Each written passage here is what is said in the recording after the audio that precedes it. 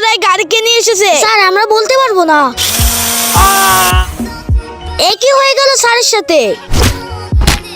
এবার এইসব কি? সব কটাকে তোমাদের জীবিত করতে হবে। স্যার কিন্তু কিভাবে করব? এই 3টে ইনজেকশনের মাধ্যমে একটিতে ওরা জীবিত হতে পারে। স্যার আমি ট্রাই করতেছি। আবার ভুল ইনজেকশন লাগিয়ে দিও না, তাহলে অনেক খারাপ হবে।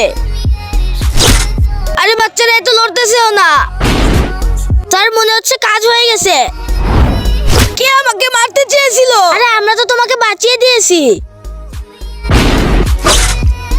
জিত কিছু করো, না হলে তো আমাকে মেরে ফেলবে।